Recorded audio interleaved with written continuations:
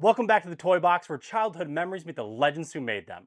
Today we're sitting down with performers whose voice and on-screen presence defined the 90s for so many of us. He brought heart, humor, and just the right amount of teenage angst to Max Goof in a Goofy movie, a character who became the soundtrack to a generation. But his career goes far beyond that iconic road trip. From voicing characters in Static Shock to the Fairly Odd Parents, to appearing in beloved shows like Boy Meets World and Step by Step, and even the Halloween classic Hocus Pocus. His work spans animation, television, and film. Please welcome actor and voice artist Jason Marsden.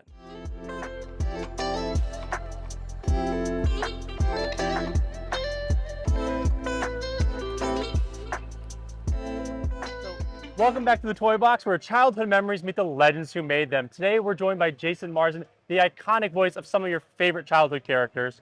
And called me iconic. You are. That's blessed. Thank you so much. Whether it's been Step by Step, Boy Meets World, Yes. Fairly Odd Parents, Shaolin Showdown, a Goofy movie, you name it, there have been dozens of times where this man has been the voice inside your ears or the friendly face on your screen. Blessings. Thank you. Thank you. But let's just get into it. So, Jason, what was your favorite childhood cartoon, toy, movie? Oh man, I was a Transformers addict. I loved Transformers. Watched it every day after school because back in the day it was like, it came on 5 days a week. G.I. Joe, Transformers, He-Man, all that stuff. And I collected all the action figures as well. I drove my parents nuts with my Transformers collection. So were you a fan of the Decepticons or the Autobots? Oh, I was definitely like the Autobots. I did love Megatron and Starscream. I like their whole, husband-wife bickering that was going on. But I like the Autobots always seem to have the most fun until Devastator came along. Then that was fun with all this construction vehicles that formed together into one giant robot. Yeah, I guess we kind of go back and forth. So would you say Devastator is like kind of your favorite then?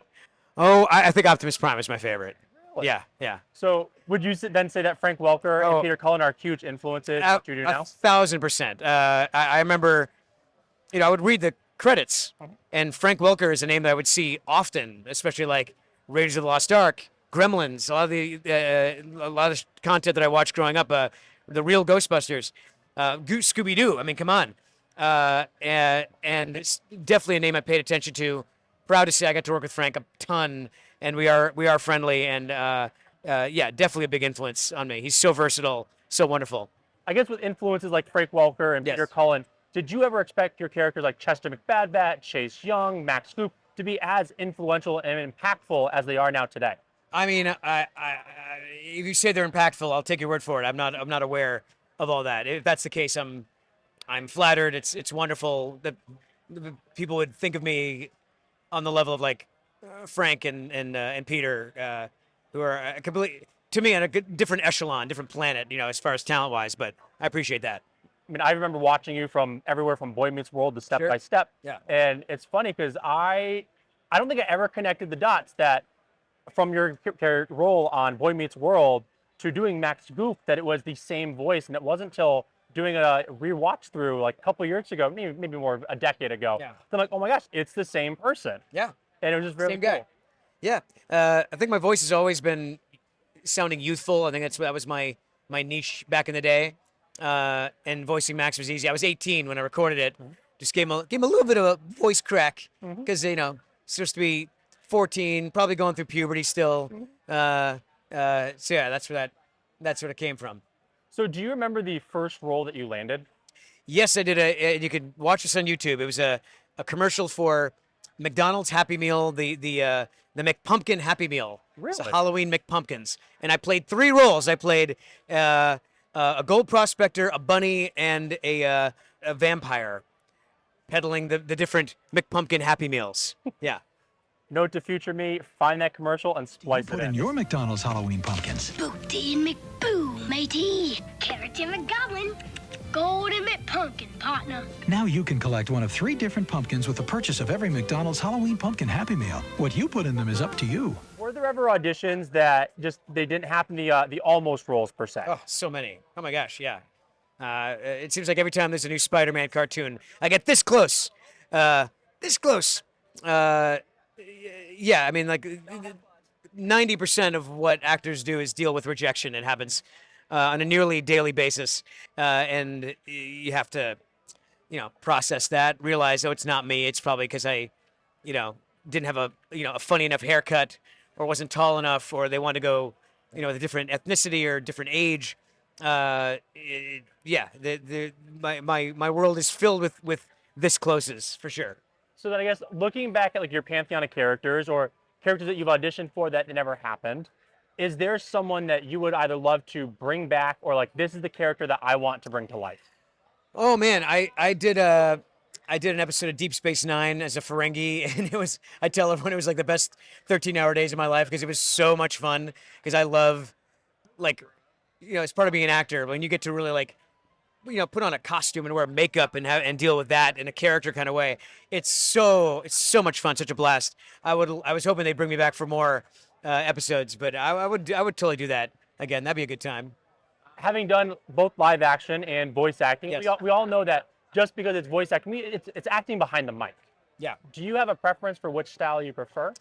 No, man. I just love acting, and I thank you for recognizing that even voiceover it is still performing. It's still acting is required, and the difference to me is with voiceover I don't have to memorize anything. I could show up in my pajamas. I do love on camera because sometimes if you book a really good movie, you can be whisked away to an exotic location. You work with a team of great people. The energy is a little heightened. It's a lot more waiting around, but it's all part of the umbrella of being a TV and film performer. So you've got a chance to do both live action and voice acting with your fellow castmate from Boy Meets World, Will Friedle. Yeah.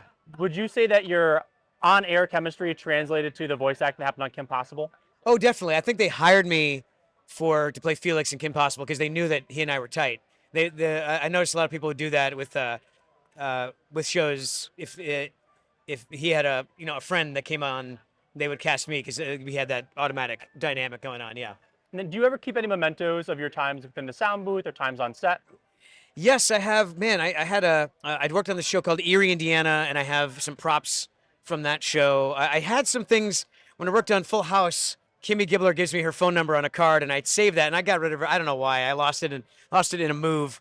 But I try to keep little mementos and things. I have a jacket from a show I did, my first TV series, The Munsters Today, and the jacket that Eddie wore, I still have that.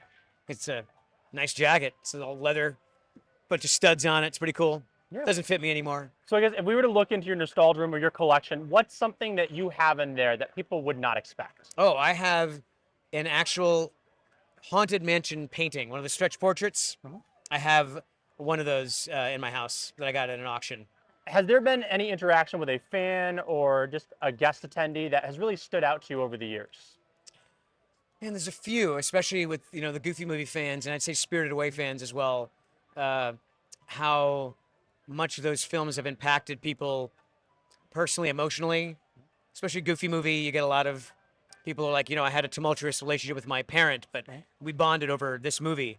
Spirited Away seems to be like a calming effect for my fellow humans with autism and depression. It seemed to be a good escape for them, and these things you never you take for granted as an actor. When I show up, to me it's a gig. I do my best. I joke that you hope people watch it once. Yep. It's amazing that people still watch it to this day. And the fun fans are the ones that are fans of Lion King 2, because I voiced this character Kovu. Yep. Where is he over here? It was Scar's son, or kind of like the second iteration of Scar, I right? say his chosen heir because he can't do like incest on Disney movies. But here he is right here. And people, a lot of people come up to me like, do you realize that you voiced what most people think is their sexual awakening? And I'm like, I get it. I mean, look at him. Look at him right here. He just wants you to come and hang out. And The fur and it's the two fangs. Exactly. That gives it away. We call him Hot Topic Simba around the house because he looks like he should be working at Hot Topic. We need to get selling a shirt with t-shirts. Hot Topic Simba on it. Yes, we should. Someone draw that and send that to me. Yeah. Oh my yeah, gosh. yeah. Yes. Well, I guess so. You played everything from I mean, Max was a little rough around the edges, but he's a bit of a goody two shoes. If I talked to my parents the way Max talked to his dad, I would have been grounded for months. Yes. I feel like you kind of often we look at your characters and whether it's Chester McBadbat, Ricochet, Max Goof, Tito from The Weekenders, Chase Young, you're often kind of cast with somebody as a little bit of an edge. Yes. Yeah. Yeah. Yeah, or an arrogant, fast-talking guy. I'd seem to land those as well. But I guess one last question for you. Yeah. Looking at your pantheon of characters, Yes. do you feel a certain draw to like the villainous side or the heroic side, or you just love going in and having fun? I do love going in and having fun. I will admit, villains are a lot of fun to play. They usually chew up the scenery a lot more. I did get to play a few heroes, and they're great too. It's fun being righteous, with a little bit of a I always infect a little bit of sarcasm and swagger to my heroes if I can. Yeah, as long as it's under the umbrella of performing, I'm down for whatever. Awesome. Well, Jason, thank you for taking the time to talk with us. Thank That's you. Back to the Toy Box. You We'll got let you get back to people here at RetroFest in Arkansas. Thank you, pal. Thanks for having me. Thank you, guys. Make sure you like and subscribe. That was Jason Marsden, the voice of Max Goof, and a versatile performer whose work across animation and live action helped shape the era of entertainment. From a Goofy movie to Static Shock, Fairly Odd Parents, Boy Meets World, and even Hocus Pocus, his work is woven into so many of the moments we grew up with. Huge thanks to Jason for taking us behind the scenes of the characters and the stories that meant so much to a generation. If Max was a part of your 90s, or even if you remember Jason from one of his other roles, let us know your favorite memory in the comments below. Next time, we'll be catching up with Bill Farmer, the iconic voice of Goofy himself, the man behind the laugh that has echoed through generations of Disney fans. Until then, keep that nostalgia alive, and we'll see you back to the Toy Box.